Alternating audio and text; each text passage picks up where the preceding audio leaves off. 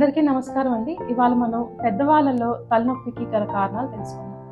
ముందుగా పెద్దవాళ్ళలో కొత్తగా తలనొప్పి స్టార్ట్ అయినప్పుడు, అది వాళ్ళ దినచర్యను డిస్టర్బ్ చేస్తున్నప్పుడు, నిద్రను డిస్టర్బ్ చేస్తున్నప్పుడు, అప్పుడు ఇవాల్యుయేట్ చేసుకోవటం మంచిది.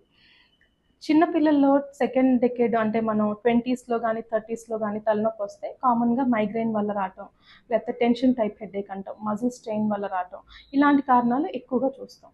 అదే పెద్దవాళ్ళల్లో 60 దాటిన తర్వాత లేకపోతే లేట్ 50స్‌లో 70, 70స్‌లో అలా కొత్తగా న్యూ ఆన్సెట్ హెడేక్ స్టార్ట్ అయినప్పుడు దీనికి కొన్ని red flags or danger signs ఉంటాయండి. ఇవి ఉన్నప్పుడు ఇమ్మీడియేట్‌గా న్యూరాలజిస్ట్‌ని కన్సల్ట్ అవ్వటం మంచిది. మొదటిగా ఏంటంటే తలనొప్పితో పాటు చూపు ఎఫెక్ట్ అవ్వటం. అంటే చూపు మందగించటం, నవ్వులేటప్పుడు దవడ నొప్పి రావటం ఇలాంటిది ఉన్నప్పుడు.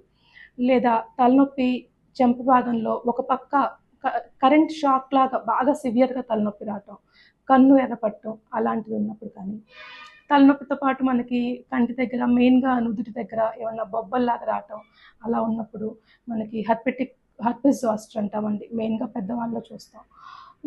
మరొకటి పెద్దవాళ్ళు తలకి కొంచెం చిన్న గాయం తగిలినప్పుడు ఏమవుతుందంటే వాళ్ళు యూజువల్‌గా బ్లడ్ థిన్నర్స్ మీద ఉంటారు. అంటే యాస్పిరిన్ లాంటి టాబ్లెట్స్ మీద ఉంటారు. అలాంటప్పుడు బ్రెయిన్‌లో బ్లీడింగ్ జరిగే అవకాశం కొంచెం ఎక్కువగా ఉంటుంది.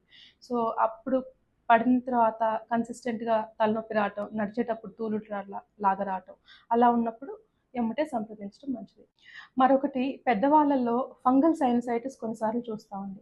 తలనొప్పి ఒక పక్క వచ్చినప్పుడు పెద్దవాళ్ళకేంటంటే కొన్నిసార్లు షుగర్స్ కంట్రోల్‌లో ఉండకపోవటం, అన్‌కంట్రోల్డ్ డయాబెటిస్ అంటాం, స్టీరాయిడ్స్ మీద ఉంటాం. అలాంటప్పుడు ఫంగల్ సైనసైటిస్ వచ్చే అవకాశం కూడా ఉంటుంది. సో, ఇవన్నీ మనకి రెడ్ ఫ్లాగ్స్ అండి. ఇలాంటివేదున్నా త్వరగా ఇవాల్యుయేట్ చేసుకోవటం మంచిది. లాస్ట్ పెద్దవాళ్ళు మల్టిపుల్ మెడికేషన్స్ మీద ఉంటారండి. సో, వాళ్ళకి మెడికేషన్ ఇండ్యూస్డ్ హెడేక్ కూడా వచ్చే అవకాశం ఉంటుంది.